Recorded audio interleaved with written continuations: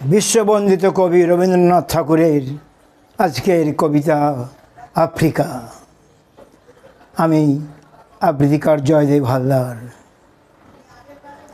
ঔদভ্রান্ত সেই আদিম যুগে স্রষ্টা যখন নিজের প্রতি অসন্তোষে নতুন সৃষ্টিকে বারবার করছিলেন বিধ্বস্ত, তার সেই অধৈর্যে ঘন ঘন মাথা নাড়ার দিনে রুদ্র সমুদ্রের বাহু প্রাচী ধরিত্রীর বুকের থেকে ছিনিয়ে নিয়ে গেল তোমাকে আফ্রিকা।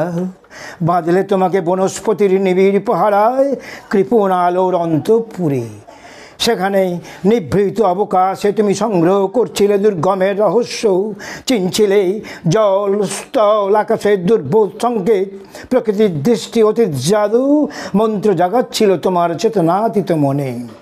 বিদ্রুপ করছিলে ভীষণকে বিরূপের ছদ্মবেশে, শঙ্কাকে চাচ্ছিলে হার মানাতে আপনাকে উগ্র করে বিভীষিকার প্রচণ্ড মহিমায় তাণ্ডবের দুন্দুভি নিনাদে।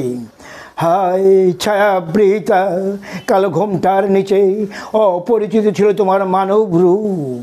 উপেক্ষার আবিল দৃষ্টিতে এলো ওরা লোহার হাত করে নিয়ে, নখ যাদের তীক্ষ্ণ তোমার নেকড়ের চেয়ে এলো মানুষ ধরার দল। গর্ভে যারা অন্ধ তোমার সূর্য আর অরণ্যের চেয়ে, সভ্যের বর্বর লোভ নগ্ন করলো আপন নির্লজ্জ মানুষতা। তোমার ভাষাহীন ক্রন্দনে বাষ্পাকুল অরণ্য পথে পঙ্কিল হলো ধুলি তোমার রক্ত অশ্রুতে মিশে। দস্যু পায়ের কাঁটা মারা জুতোর তলায় বিভৎস কাদার পিণ্ড চিরচিহ্ন দিয়ে গেল তোমাকে অপমানিত ইতিহাসে। সমুদ্র পারে সেই মুহূর্তে তাদের পাড়ায় পাড়ায় মন্দিরে বাজছিল পূজার ঘণ্টা। সকালে সন্ধ্যায় দয়াময় দেবতার নামে শিশুরা খেলছিল মায়ের কোলে। কবির সঙ্গীতে বেজে উঠছিল সুন্দরের আরাধনা।